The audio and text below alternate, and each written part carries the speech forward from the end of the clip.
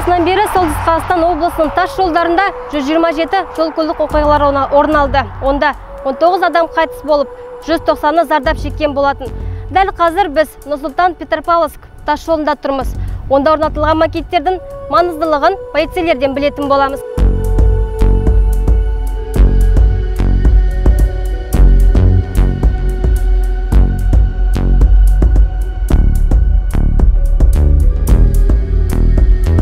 Біз не үшін осы жерге келгеніміз және бұл макеттің не үшін осы жерде тұрғанын айтып жеңізші. Жүргізушілердің назарына малдың алдарынан шығып қалуына мүмкіндік болғандықтан осы жерде макет орналасқан. Жүргізуші бұны көрген кезде сәл болсын жылдамдығын түсіреді. Жалпы осы Солтүстік Қазақстан облысына қанша макет орналасқан? Солтүстік Қазақстан облысы бойынша дәл осындай 84 макет бар.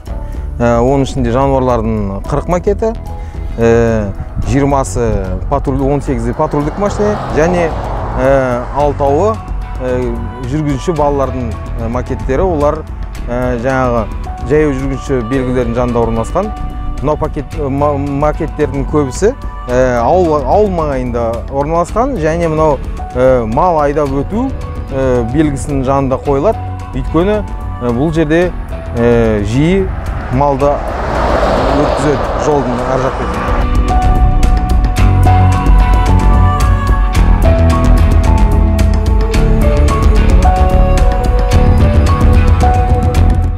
Сіздің есіңізде қалған жол-көлік оқиғасын айтып жіберсеңіз. Нұр-Сұлтан-Петропавловск тас жолында 424 шақырымда жол-көлік оқиғасы болды. Жануардың қатысуымен жолдың үстінен жалғыз жылқы шығып қалды. Оның жанында ешкім болмады, қараусыз кетіп қалған мал. Сондықтан оның қожайынына жаңағыдай құқық бұзушылықпен хаттама толтырылды.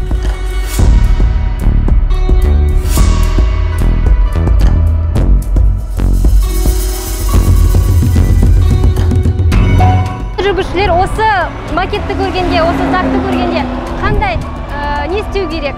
Бұл жол белгі малдың жаңағыда ар жақтан өтуінің белгі хабарлайды және ескертеді жүргізушілерді.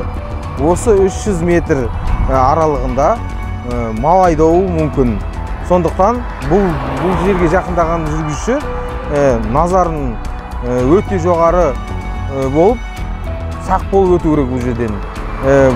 Егер де керек болса жылдамдығын азайтып өту керек. Бір 300-400 метр өткеннен кейін ары қарай өзінің керекті жылдамдығына қалпына келуіне болады. Малды өткізуге міндетті жүргізуші. Өйткені осындай белгі тұрған жерде жүргізуші малды соққан болса, сізді мысалы ескертті.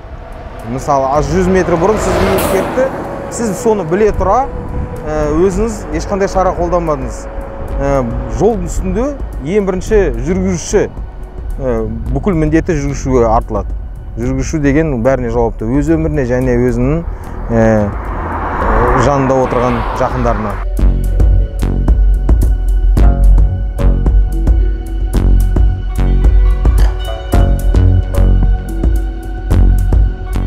Данияр мырза, осы жаңа біз осы жолмен өтіп бара жатқанда, осы тақтайша қызыл болды, одан кейін жасылға жанып кетті. Не себепті? Не міндеті бұл тақтайшаның? Бұл цифрлық тақтайша келе жатқан көліктің жылдамдығын көрсетеді. Ең бастысы жүргізуші бұны анық көреді. Мысалы 60-тан асырып келе жатса, бұл жолдың аралығының жылдамдығы 60-тан асырмау керек.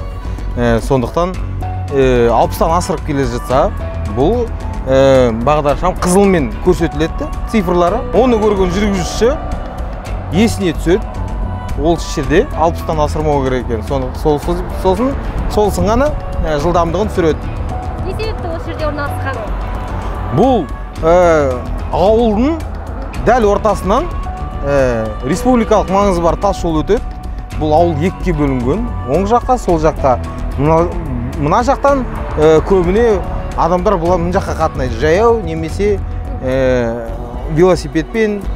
Мұн жақта мектептері ол жақта, дүкендері керісінше мұн жаққа. Сондықтан адамдар көп жүреді бұл жерде.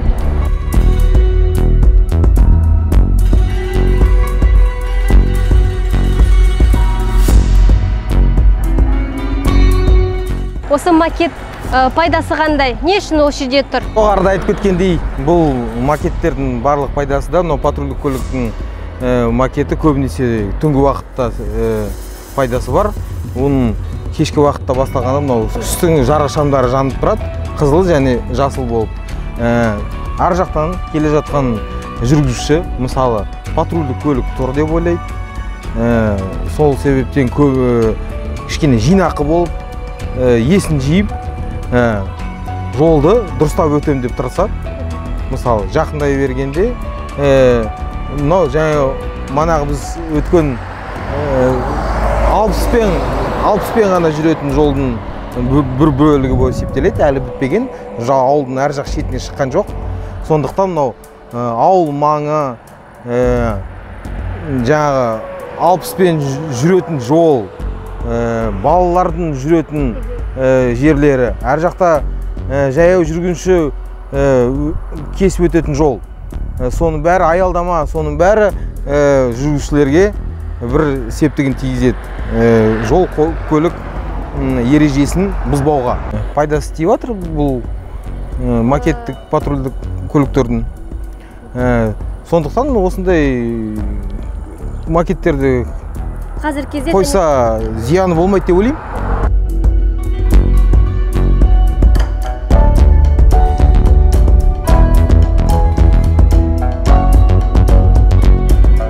Көріп тұрғанымыздай, полицейлер жол қозғалысындағы қауіпсіздікті қамтамасыз ету үшін көптеген іс-шаралар қолдануда. Алайда кейбір жүргізушілер оларды елемеуде. Құрметті жүргізушілер, абай болыңыздар. Естеріңізде болсын, сіздің әрбір қате маневрларыңыз адамның өмірін қауіпке төндіруі мүмкін.